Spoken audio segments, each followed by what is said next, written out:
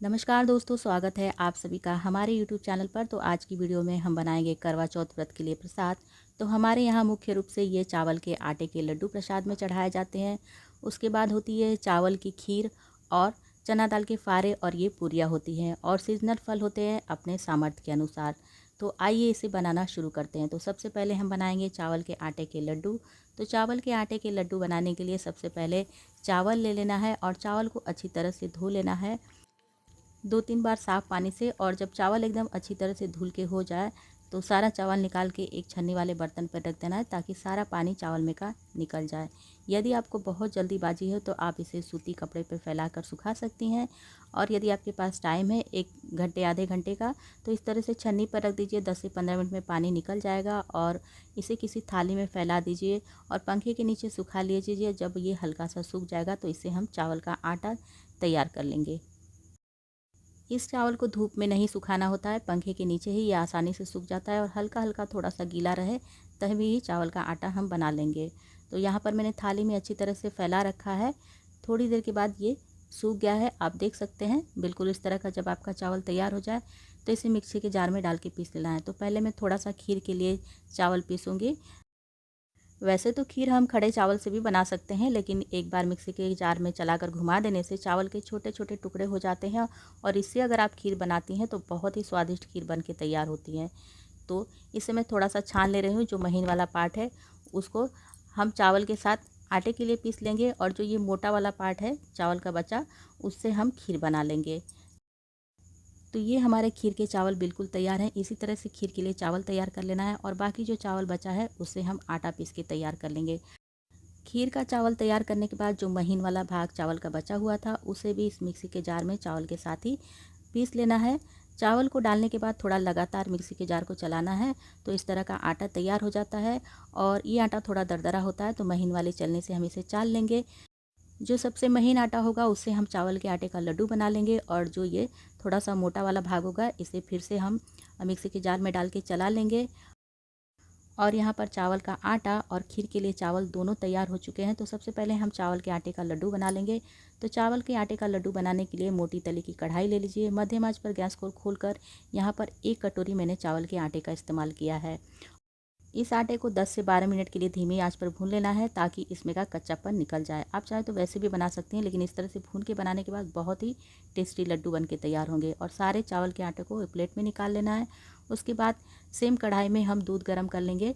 तो यहाँ पर मैंने फिर से धीमी आंच पर गैस को खोल लिया है, और इस कढ़ाई में मैंने 1.5 कटोरी दूध का इस्तेमाल किया है। 1 कटोरी चावल का आटा है तो 1.5 कटोरी आप दूध का इस्तेमाल करिए, और इसे हल्का सा गर्म कर लीजिए। जब इसमें अच्छा सा उबाल आ जाए तो इसमें थोड़ा सा इलायची का पाउडर डाल दीजिए, और अगर आपके पास इलायची का पाउडर नहीं है तो इलायची कूट के भी डाल सकती हैं, बहुत ही अच्छा टेस्ट आएगा। और इसमें स्वाद के अनुसार चीनी डाल दीजिए, जैसा आपको मीठा पसंद हो। तो आधा कटोरी चीनी काफ़ी हो जाएगी। अगर आप ज़्यादा मीठा पसंद करती हैं तो थोड़ा बढ़ा भी सकती हैं, कम पसंद करती हैं तो घटा भी सकती हैं। और चीनी को भी अच्छी तरह से दूध में घुलने देना है। जब इसमें फिर से अच्छा सा उबाल आ जाए तो हम चावल के आटे इसमें मिक्स करेंगे। तो चावल के आटे को मिक्स करते समय गैस को या तो एकदम धीमी आंच पर रखिए, या तो गैस को बंद कर दीजिए, और इस तरह से चावल के आटों को मिला लेना है। ध्यान देना है कि चावल के आटों में गुठली न पड़े। डालने के बाद लगातार इस तरह से चला दीजिए, और चावल का आटा एकदम अच्छी तरह से मिलाने के बाद अब यहाँ पर आप गैस को खोल सकती हैं। धीमी आंच पर ही चावल के आटे को अच्छी तरह से मिलाना है, और जब एकदम अच्छी तरह से चावल के आटे मिल जाए तब यहाँ पर आंच को मीडियम करके थोड़ा सा चावल के आटे को सुखा लेना है। जैसे जैसे आप चलाते हुए चावल के आटे को सुखाएंगी वैसे वैसे ये गाढ़ा होता जाएगा और एकदम डो फॉर्म में आ जाएगा। और अब यहाँ पर अपनी पसंद के अनुसार कुछ सूखे मेवे इसमें डाल देने हैं। तो मैंने पंचमेवा का इस्तेमाल किया है। पंचमेवा डालने के बाद भी अच्छी तरह से चला के मिला देना है, और थोड़ी देर तक और इस मिश्रण को चलाते हुए पका लेना है। जैसे जैसे ये मिश्रण पकता जाएगा वैसे वैसे कढ़ाई अच्छी तरह से छोड़ता जाएगा। और अब यहाँ पर मैंने 2 चम्मच देसी घी का इस्तेमाल किया है। इससे काफ़ी अच्छा स्वाद भी आता है, लड्डू भी चमकदार बनते हैं, और कढ़ाई अच्छी तरह से इस आटे को छोड़ने भी लगती है। तो इस तरह से चलाते हुए इस आटे को एकदम सुखा लेना है। जब इस तरह का मिश्रण तैयार हो जाए तो इसे नीचे उतार लीजिए गैस पर से, और चलाते हुए इसे ठंडा कर लीजिए। जब ये हल्का सा ठंडा हो जाए तो हाथों में थोड़ा सा घी लगा लीजिए, और अपने मनपसंद आकार के आप इसे चावल के लड्डू बना सकती हैं। जैसा भी आपको आकार पसंद हो, जैसे भी आपको डिज़ाइन पसंद हो, आप इसे चावल के आटे के लड्डू बना सकती हैं। जब ये चावल के आटे के लड्डू गरम होते हैं तो हल्के से नरम होते हैं, लेकिन जैसे ये ठंडे होंगे बिल्कुल अच्छी तरह से सेट हो जाएंगे। तो लड्डू आप अपने पसंद के अनुसार बनाइए, जैसा भी आपको पसंद हो। लड्डू बनाने से मतलब होता है, हमारे यहाँ यही चावल के आटे के लड्डू चढ़ते हैं, जिसे चावल की पिन्नी भी कहा जाता है। तो बिल्कुल इसी तरह से सारे चावल के आटे के लड्डुओं को तैयार कर लेने हैं। यहाँ पर हमारे सारे चावल के आटे के लड्डू बनके तैयार हो चुके हैं। अब हम बना लेंगे चना दाल के फरे। चने दाल के फारे बनाने के लिए सबसे पहले चने की दाल को 5 से 6 घंटा के लिए भिगा लेना है। जब ये चने की दाल इस तरह से टूटने लगे तो इसमें का पानी अच्छी तरह से निकाल के इसे सूखा ही पीसना है, बिल्कुल भी पानी नहीं डालना है। और इसमें आप स्वाद के अनुसार हरी मिर्च डाल लीजिए और अदरक का इस्तेमाल कर लीजिए। ये चने की दाल के फारे हम उपवास के लिए बना रहे हैं, तो हम लहसुन वगैरह का इस्तेमाल नहीं करेंगे। इसे सूखा ही अदरक और लहसुन डाल के पीस लेना है। इस तरह का दरदरा मिक्सचर तैयार कर लेना है। बिल्कुल इसी तरह से सारे मिक्सचर को पीस लेना है। और जब आपका सारा मिक्सचर पीस के तैयार हो जाए तो अब इसमें स्वाद के अनुसार हल्दी पाउडर, थोड़ा सा नमक, 1/4 चम्मच मैंने धनिया पाउडर का इस्तेमाल किया है, 1/4 चम्मच जीरा है और यहाँ पर आधा छोटा चम्मच गरम मसाला पाउडर है।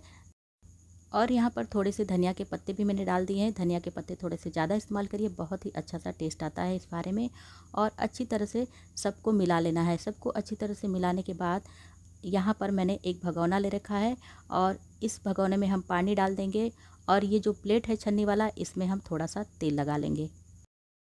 तो यहाँ पर फारा बनाने के लिए मैंने आटा पहले से लगा रखा है। गेहूं का आटा है और इसमें हल्का सा तेल और हल्का सा नमक डालकर मैंने लगा रखा है।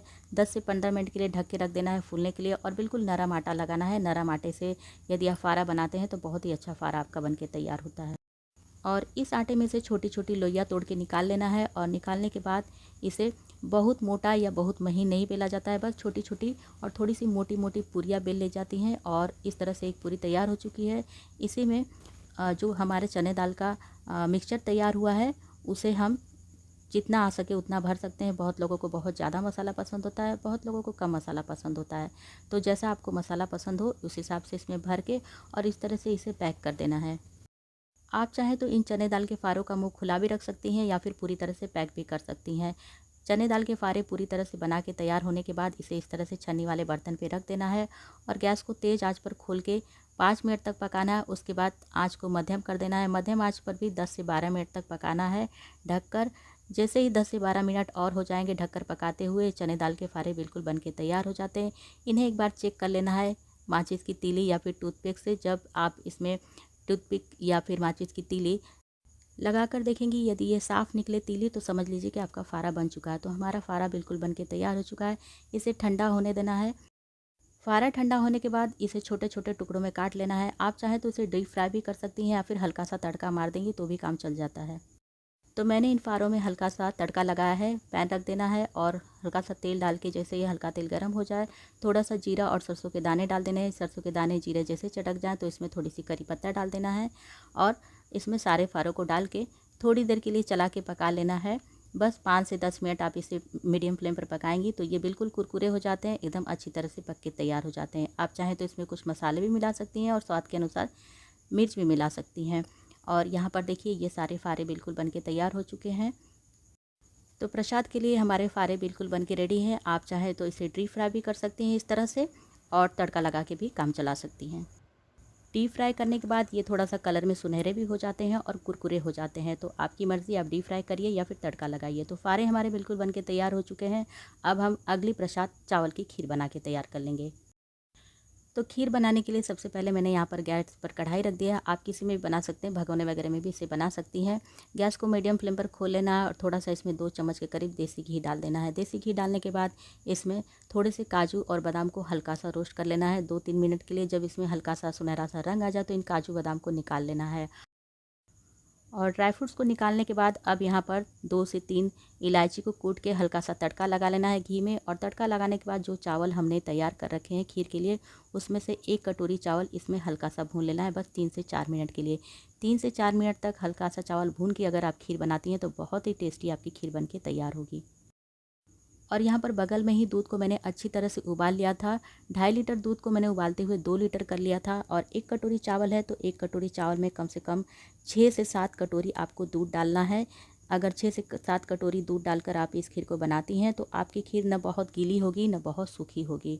और बाकी आप अपने पसंद के अनुसार दूध कम ज़्यादा भी कर सकती हैं। दूध डालने के बाद अच्छी तरह से चला लेना है और चलाते हुए इसे पका लेना है। दूध हमारा पहले से पका हुआ है, चावल के छोटे छोटे टुकड़े हैं तो ज़्यादा समय नहीं लगेगा पकने में। 20 मिनट के अंदर आपकी खीर बनके तैयार हो जाएगी। तो इस तरह से उबलते हुए इसे पका लेना है। जब अच्छा उबाल आ जाए तो आँच को आप मीडियम कर दीजिए। मीडियम आँच पर भी इसे पकाना है थोड़ी देर के लिए। खीर के चावल जब आपके अच्छी तरह से पक जाए तो यहाँ पर स्वाद के अनुसार चीनी डाल देना है। मैंने आधी कटोरी चीनी का इस्तेमाल किया है। आप अपने पसंद के अनुसार कम ज़्यादा कर सकती हैं चीनी, और अपने पसंद के अनुसार इसमें सूखे मेवे डाल देने हैं। मैंने यहाँ पर पंचमेवा का इस्तेमाल किया है और इसे भी डाल के अच्छी तरह से चला के पका लेना है। थोड़ी देर के लिए धीमी आंच पर पका लेना है। थोड़ी देर में ही खीर आपकी बिल्कुल बन के तैयार हो जाएगी। और यहाँ पर थोड़े मैंने केसर के धागे दूध में भिगा के रखे थे। बनने के बाद आप इसमें केसर डाल सकती हैं अगर आपके पास अवेलेबल हो तो, नहीं हो तो कोई बात नहीं है। और जो काजू बादाम हमने भून के रखे थे उसे ऊपर से डाल देना है।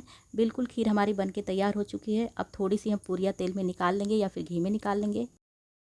तो यहाँ पर पूरियाँ भी हमारी बिल्कुल तैयार हो चुकी हैं। तो हमारे चारों प्रसाद बिल्कुल बनके तैयार हो चुके हैं, जिसमें सबसे पहले चावल के आटे का लड्डू है, चना दाल के फारे हैं, और ये खीर है, और ये पूरियाँ हैं। तो हमारे यहाँ यही सब चढ़ता है, और बाकी सीजनल फल जो भी आपके सामर्थ्य के अनुसार है वो चढ़ाए जाते हैं। तो उम्मीद है कि आज की वीडियो आप लोगों को पसंद आई होगी। अगर ये वीडियो आप लोगों को थोड़ी सी पसंद आती है तो वीडियो को लाइक शेयर करना बिल्कुल भी ना भूलिए। और अगर चैनल पे नए हैं, मेरी और भी रेसिपी देखना चाहते हैं या फिर करवा चौथ से रिलेटेड और भी वीडियो देखना चाहते हैं तो प्लीज़ चैनल को सब्सक्राइब कर लीजिए। मैं आप लोगों से मिलती हूँ फिर किसी अगली नई वीडियो के साथ। तब तक के लिए नमस्कार।